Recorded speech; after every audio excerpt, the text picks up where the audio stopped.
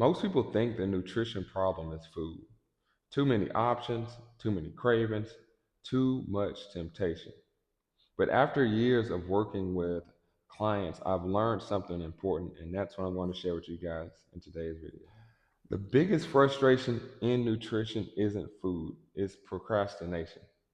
How's it going, guys? My name is Neriah, and I'm the owner of Iron City Biomechanics here in Birmingham, Alabama.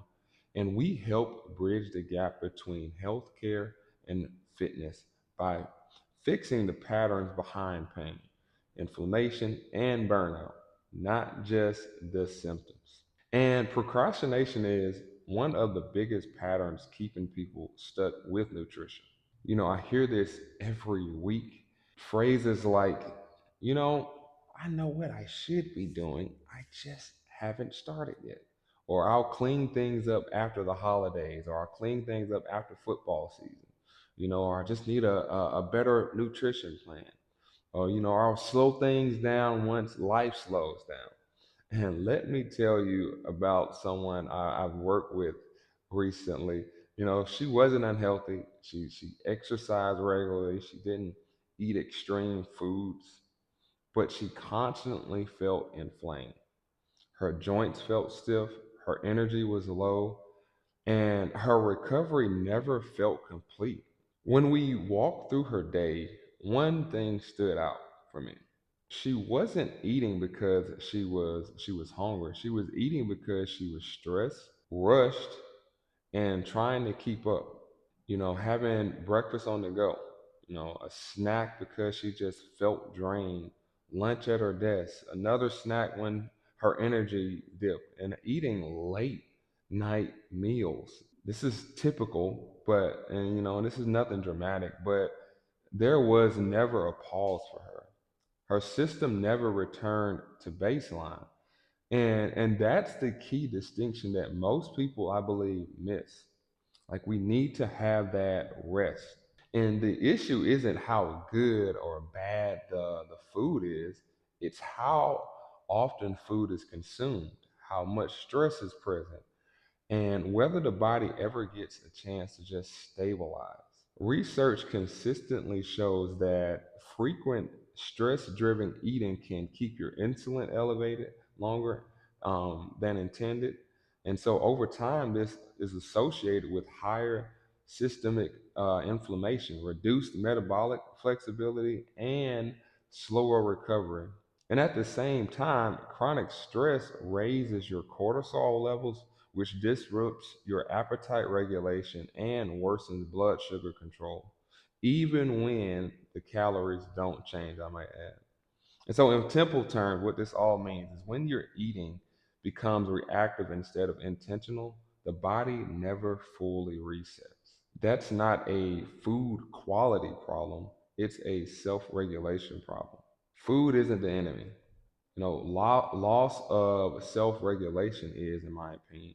And so most people aren't eating because they're hungry or their body needs it.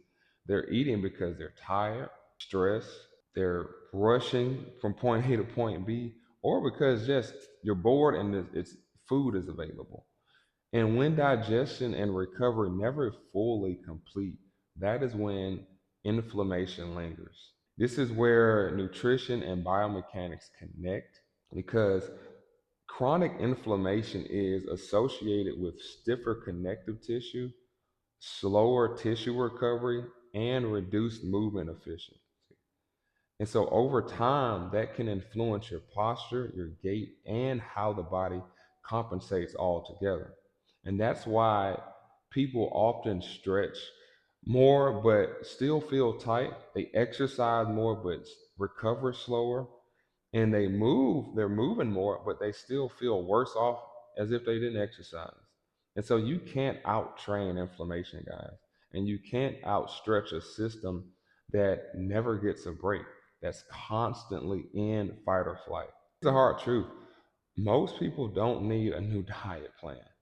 They need to stop waiting and really connect with what's going on with their body. Health doesn't break down overnight, guys. It breaks down through small, postponed decisions over time. So, what actually helps? I'm glad you asked.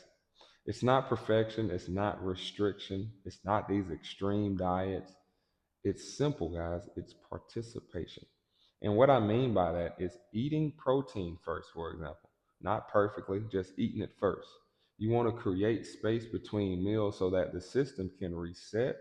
You want to hydrate before you eat, becoming aware of stress driven eating, and stopping the habit of waiting for the right time. This is why we don't separate nutrition, movement, stress, and recovery here at Iron City Biomechanics. We consider these one system. When regulation improves, inflammation has shown to drop with our clients. When inflammation drops, recovery improves. And when recovery improves, movement feels much, much easier. And so again, food isn't the biggest frustration in nutrition. You have to shift your perspective. Procrastination is.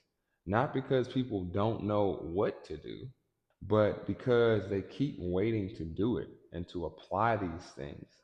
Health doesn't require perfection. I can't stress that enough. What it requires is an awareness and action. Awareness and action. And if you feel inflamed, stiff, or stuck, it may not be effort you're missing. It may be structure, having a system. And so a movement assessment helps us as coaches see how your nutrition, stress, posture, and movement patterns are interacting in your body right now. So for those in the Birmingham area, when you're ready, schedule a movement assessment at ironcitybiomechanics.com. Move better, live stronger.